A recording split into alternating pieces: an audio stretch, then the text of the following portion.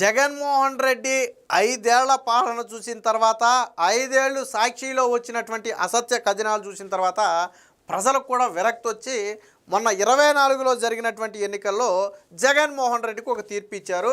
ఎలాంటి తీర్పు అంటే ప్రతిపక్ష హోదా కూడా ఇవ్వకపోవడంతో పక్క రాష్ట్రానికే పరిమితం అయ్యేటువంటి తీర్పునైతే ప్రజలు ఇవ్వటం జరిగింది. సరే, బాగానే ఉంది. కానీ సాక్షిలో రాసే అసత్య కథనాలు మాత్రం మారాయా అంటే మారలేదంటే సాధారణంగా ఎప్పుడైనా సరే మనం రియలైజ్ అవుతాం, ఓహో ప్రజలు మనం చేసే అసత్యాలను నమ్మట్లేదేమో, సో మన వాస్తవాలకు కొద్దిగా దగ్గరగా ఉండాలేమోనని చెప్పి ఎవరైనా రియలైజ్ అవుతారు. కానీ సాక్షి మాత్రం అలా అవ్వదు. ప్రజలు ఎలా అయినా సావనివ్వండి, గొర్రె అంటే ప్రజలు వాళ్ళ దృష్టిలో ప్రజలు గొర్రెలే కాబట్టి మేము ఏమి రాసినా నమ్ముతారు అనుకుంటారు. నమ్మరు. అలా మీరు 5 ఏళ్ల పాటు సాక్షిలో జగన్మోహన్ రెడ్డి రాముడు, జగన్మోహన్ రెడ్డి దేవుడు, జగన్మోహన్ రెడ్డి ధీరుడు, ప్రపంచంలోనే ఇలాంటి నేత లేడని చెప్పి మీరు కథనాలు రాసి జాకీలు పెట్టి లేపితే వచ్చిన సీట్లు 11. మీరు ఆ విషయాన్ని మర్చిపోతున్నారు. మళ్ళీ సాక్షిలో అసత్య కథనం. ఎవరైనా సరే ఆ ప్రజలకు జరిగే మంచిని ఎత్తి చూపారనుకోండి, వాళ్ళు శత్రువులు. అదంతా చంద్రబాబు మీడియానో లేకపోతే ఎల్లో మీడియానో వీళ్ళకి అయిపోద్ది. ఇప్పుడు గతంలో ఆంధ్రజ్యోతికి ఎన్టీ రామారావు గారి సమయంలోనే ఆంధ్రజ్యోతికి కొంత స్థలం కేటాయించారు. అదేమి ఇప్పటికిప్పుడు చంద్రబాబు గారు కేటాయించింది కాదు. తరువాత అది నేషనల్ హైవే బఫర్ జోన్లో కొంత భాగం పోతే ఆ పోయిన భాగానికి ప్రత్యామ్నాయంగా అంతే మొత్తంలో మాకు వేరొక చోట కేటాయించండి అని అప్పుడు ఆంధ్రజ్యోతి అడిగితే 2017లో చంద్రబాబు గారు అప్పుడు సీఎంగా ఉన్న సమయంలో కేటాయించారు. అయితే అప్పట్లోనే ఇది ఆంధ్రజ్యోతికి దారాదత్తం అని చెప్పి సాక్షిలో కథనాలు రాశారు. కానీ అది వాస్తవం కాదు. ఆల్రెడీ ప్రభుత్వం భూమికి డబ్బులు కట్టించుకుని భూమి కేటాయించింది. అదేమి ఫ్రీగా రూపాయికి ఇచ్చింది కాదు. ఆ రోజు మార్కెట్ వాల్యూ ప్రకారం మొత్తంగా ఎకరన్నర ఎంతో సుమారు అనుకుంటుంది, ఎకరం 70 సెంట్లు మార్కెట్ రేటు ప్రకారం కట్టించుకున్నారు. తర్వాత అది నేషనల్ హైవే బఫర్ జోన్లో పోయింది. కొంత భాగం పోయిన భాగానికి ప్రత్యామ్నాయంగా వేరొక చోట కొంత భాగం ఇవ్వమన్నారు. అప్పుడు రేటు ప్రకారం దానికి డబ్బులు కూడా కడతామని చెప్పారు. సో అలాగే అప్పుడు ప్రభుత్వం కూడా కేటాయించింది. అయితే జగన్ వచ్చిన తర్వాత ఏం చేశాడు అంటే దాన్ని పేదలకు ఇవ్వాలని చెప్పి లాగేసుకున్నాడు. ఏదైతే పోయిన భాగానికి ప్రత్యామ్నాయంగా వెనకనే ఆనుకుని మరికొంత భాగాన్ని ప్రభుత్వం కేటాయించిందో దాన్ని పేదలకు ఇవ్వాలంటే జగన్మోహన్ రెడ్డికి ఆంధ్రజ్యోతికి ఇచ్చిన 70 సెంట్లే పేదలకు ఇవ్వడానికి కనపడింది తప్ప రాష్ట్రంలో ఎక్కడా భూమి కనపడాలి. లేకపోతే అమరావతి కోసం చంద్రబాబు సేకరించిన దాంట్లోనే పేదలకు ఇళ్ళు ఇస్తాడు, భూములు ఇస్తాడు తప్ప ఆయన ఎక్కడా సేకరించి ఇవ్వలేడు. అంత సత్తు ఆయనకి లేదు. ఎందుకంటే ఆయన 1 సెంటు విశాఖలో భూసేకరణ ప్రయత్నం చేశాడు రాజధాని పేరుతో. ఎవడు దేకల సొంత పార్టీ కార్యకర్తలు కూడా సభలు పెడితే వెళ్ళిపోయారు భూమి మేము ఇవ్వమని. ఎందుకంటే అప్పటికి అమరావతి రైతుల దుస్థితాడు చూసి భయం వేసింది. సో జగన్మోహన్ రెడ్డి ఎక్కడ సేకరించలేడు. రాష్ట్రంలో ఎక్కడా లేనట్టు ఆంధ్రజ్యోతికి కేటాయించిన భూమే కావాలంట అని ఆ పేరుతో లాక్కున్నాడు. నిన్న కూడా సాక్షిలో ఒక అచ్చోసిన కథను రాశాడు. వాస్తవానికి దీనికి చెంపచెల్లుమనే కౌంటర్ ఆల్రెడీ ఆంధ్రజ్యోతి మొన్న ఇచ్చింది. అయితే మళ్ళీ అప్పుడు నోరి బెగల్లా ఒక 15 రోజులు గ్యాప్ తీసుకుని తర్వాత మళ్ళీ ఒక చిన్న బొక్క పట్టుకుని వచ్చి రాద్ధాంతం చేసే ప్రయత్నం చేశారు. దానికి కూడా మళ్ళీ ఆంధ్రజ్యోతి చెంపచెల్లుమనే సమాధానం ఇచ్చింది. వాస్తవం ఏంటంటే 2017లో కోర్టుకు వెళ్ళింది ఆంధ్రజ్యోతి. ఎప్పుడైతే జగన్మోహన్ రెడ్డి కేటాయించిన భూమిని లాగేసుకున్నాడో ఆంధ్రజ్యోతి కోర్టుకు వెళ్తే అది విచారణ సాగుతూ కూటమి ప్రభుత్వం వచ్చిన తర్వాత ఫైనల్ తీర్పు వచ్చింది. ఏమని? జగన్మోహన్ రెడ్డి కోర్టుకు వెళ్ళింది. సో పోయిన భూమికి ప్రత్యామ్నాయంగా భూమి కేటాయించడం తప్పు కాదు. సో ఆ భూమిని అక్రమంగా అంటే ప్రభుత్వం వెనక్కి తీసుకోవడం కరెక్ట్ కాదు.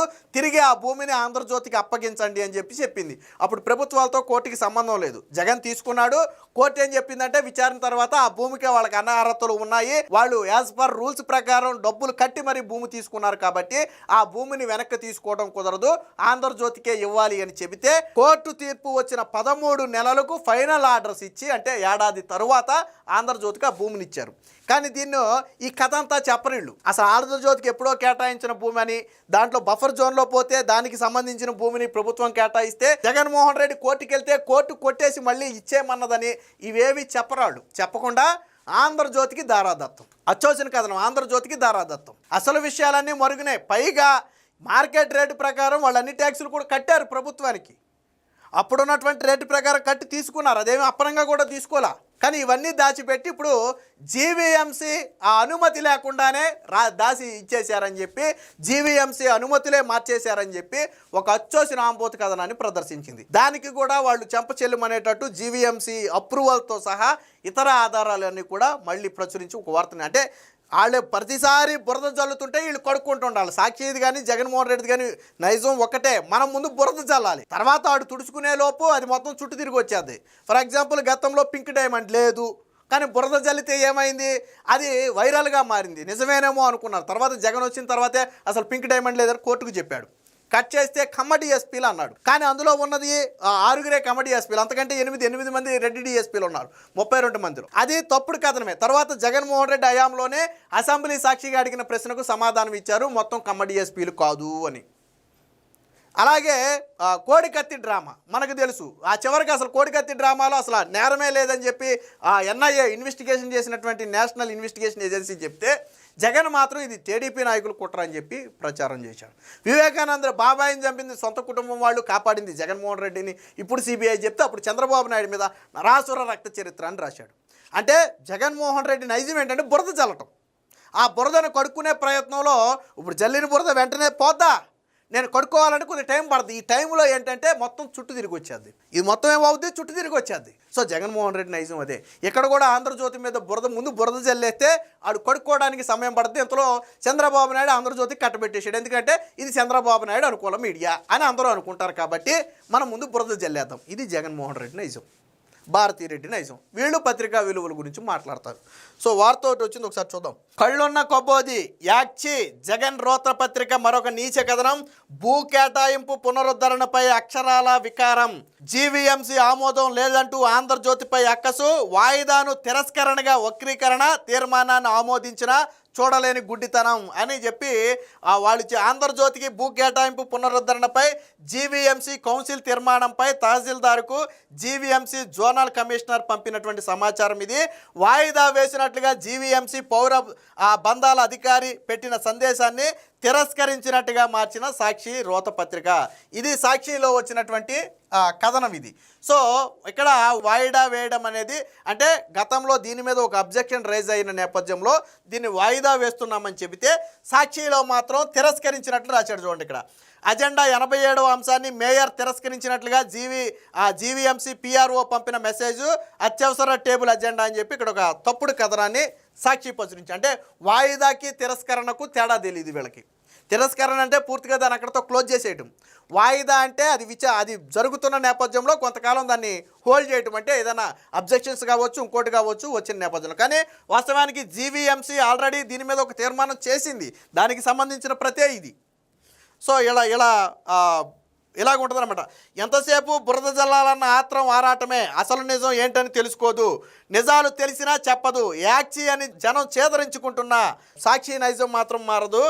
ఆంధ్రజ్యోతికి భూ నజరానా అని జగన్ రోతపత్రికలో గత అక్షర విలాసం ప్రదర్శించిన సంగతి తెలిసిందే. అది చంద్రబాబు ఇచ్చిన నజరానా కాదని హైకోర్టు ఉత్తర్వుల ప్రకారం చట్టబద్ధంగా తీసుకున్న నిర్ణయమని ఆంధ్రజ్యోతి గత నెల 21న సవివరణమైన కథనం ప్రచురించింది. రోతపత్రిక రాసిన అబద్ధాలు, అచ్చోసిన అవాక్కులకు తేదీలు ఆధారాలతో సహా పాఠకుల ముందు పెట్టింది. దీంతో రోత పత్రిక నోరు పెగలలేదు. తరువాత కొంతకాలం గ్యాప్ తీసుకుని మళ్ళీ ఈ ఆదివారం నాడు తన వికృత చేష్టను ప్రదర్శించింది. దానికి సంబంధించిన కంటిన్యూషన్ చూద్దాం. కళ్ళున్న కొబోది తరహాలో మరో పిచ్చి కథనాన్ని ప్రచురించింది. గ్రేటర్ విశాఖ మున్సిపల్ కమిషనర్ ఆమోదం లేకుండానే భూ కేటాయింపు జరిగిపోయిందని వాపోయింది. అది 1986లో అప్పటి ఎన్టీఆర్ ప్రభుత్వం ఆంధ్రజ్యోతికి కేటాయించిన భూమి. అయితే జాతీయ రహదారి కోసం అందులో భూమిని తీసుకున్నారు. ఏళ్ల తరబడి సాగిన ఉత్తర ప్రత్యుత్తరాలు, హైకోర్టు ఉత్తర్వుల తర్వాత అదే భూమికి ఆనుకుని వెనుక వైపు అంతే విస్తీర్ణంలో 2017లో ప్రభుత్వం భూమి కేటాయించింది. అది కూడా హక్కు పరిహారంగా ఇవ్వాల్సిన ఈ భూమికి మార్కెట్ ధర వసూలు చేసిందంటే 2017 ధర ప్రకారం ఎంతైతే ఉందో అంత కూడా వసూలు చేసింది ఆంధ్రజ్యోతి నుంచి. సో ఆ విషయం కూడా చాలా స్పష్టంగా ఉంది. అయితే ఆంధ్రజ్యోతిని వేధించడమే లక్ష్యంగా పెట్టుకున్న జగన్ తాను అధికారంలోకి రాగానే మొత్తం భూ కేటాయింపు రద్దు చేశాడు. హైకోర్టు ఆదేశాలను లెక్క చేయలేదు. చివరికి హైకోర్టు ఆదేశాల మేరకు ప్రస్తుతం ఆంధ్రజ్యోతికి భూ కేటాయింపులు పునరుద్ధరించింది. ఇది నజరానా అని ఏడుపుగొట్టు రాతలు రాసిన యాక్షి పత్రిక ఇప్పుడు జీవీఎంసీ ఆమోదం లేకుండా కేబినెట్ భూ కేటాయింపు జరిగినట్టుగా మళ్ళీ ఏడ్చింది. బేభత్సమైన సూల శోధన చేసి కొత్త విషయాన్ని వెలుగులోకి తెచ్చినట్టుగా బిల్డప్ ఇచ్చింది. ఇది అబద్ధపు బురద జల్లుడు యాక్షీ కథనమే. ఎందుకంటే భూ కేటాయింపు పునరుద్ధరణకు జీవీఎంసీ కౌన్సిల్ ఆమోదం ఉంది. ఇది అక్షరాల నిజం. 2025 ఆగస్టు 25న జీవీఎంసీ కౌన్సిల్ తీర్మానం 1097 చేసింది. ఇదే విషయాన్ని జీవీఎంసీ జోనల్ కమిషనర్ స్థానిక తహసీల్దార్కు అధికారికంగా కూడా తెలిపారు.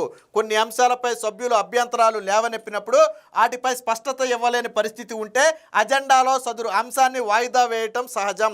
ఆంధ్రజ్యోతి భూ కేటాయింపుల పునరుద్ధరణపై కూడా అదే జరిగింది. ఓ సభ్యుడు దీనిపై ప్రశ్నలు లేవనెత్తడంతో ఈ అంశాన్ని వాయిదా వేశారు. అజెండాలో ఈ అంశాన్ని వాయిదా వేయడం అనేది అంటూ జీవీఎంసీ పౌర సంబంధాల అధికారి చెప్పారంటూ సాక్షి ఆదివారం చిత్రాన్ని ప్రచురించింది. దాని కిందేమో తిరస్కరిస్తూ పిఆర్ఓ పంపిన మెసేజ్ అని రాసింది. వాయిదా వేయటానికి తిరస్కరించడానికి మధ్య తేడా కూడా తెలియని రోత పత్రికకు అధికారులు కోర్టు ఆదేశాలను చూపిస్తూ వాస్తవ పరిస్థితులు వివరించడంతో సభ్యులు వెనక్కి తగ్గారు. దీంతో సదరు తీర్మానాన్ని కౌన్సిల్ ఆమోదించిందంటే సరే, వాళ్ళు పెట్టిన అది కూడా తర్వాత అయిపోయింది ఆల్రెడీ. అప్పుడు వాయిదా వేశారు, ఎవరో అబ్జెక్షన్ లేపారు, దాన్ని తాత్కాలికంగా వాయిదా వేశారు. ఆ తర్వాత దాన్ని కూడా కోర్టు ఆదేశాలను ఆ వాస్తవ పరిస్థితులను వివరించడంతో ఎవరైతే అభ్యంతరం లేవనెత్తారో వాళ్ళే వెనక్కి తగ్గారు. తర్వాత దాని ఆమోదం కూడా అయిపోయింది. ఈ విషయం సాక్షికి తెలుసు, ఆమోదం జరిగిందని సాక్షికి తెలుసు. కానీ దాన్ని మార్చేశారా, తీర్మానాలనే మార్చేశారా అని చెప్పి మళ్ళీ ఎదవ రోతపత్రిక మళ్ళీ ఇక్కడ ఇంకా జీవీఎంసీలో తీర్మానాన్ని మార్చారా అంటూ రోతపత్రిక మరొక పిచ్చి సందేహాన్ని లేవనెత్తింది. గత ఆగస్టులో చేసిన తీర్మానాన్ని మార్చేస్తే ఇంకా సభ్యులకు తెలియకుండా ఉంటుందా? జీవీఎంసీలో వైసీపీ సభ్యులు కూడా ఉన్నారు కదా, వారు నిలదీయకుండా ఉంటారా? భూ కేటాయింపు పునరుద్ధరిస్తూ 2025 ఆగస్టు 25న కౌన్సిల్ ఆమోదించడం నిజం. ఆ తర్వాత 4 నెలలకు కానీ దాని జీవో వెలువడలేదు. అధికార యంత్రాంగం ప్రతి దశలో ప్రతి చిన్న అంశాన్ని పరిశీలించి స్పష్టత తీసుకున్న తరువాతే ఫైలు కదిపింది. నిజానికి ఆ భూమి జీవీఎంసీది కూడా కాదు, కానీ స్థానిక సంస్థగా కౌన్సిల్లో తీర్మానం చేయటం లాంఛనప్రాయం. రెవెన్యూ హౌసింగ్ బోర్డు ఆమోదం, తరువాత కేబినెట్ ఆమోదించడమే కీలకం.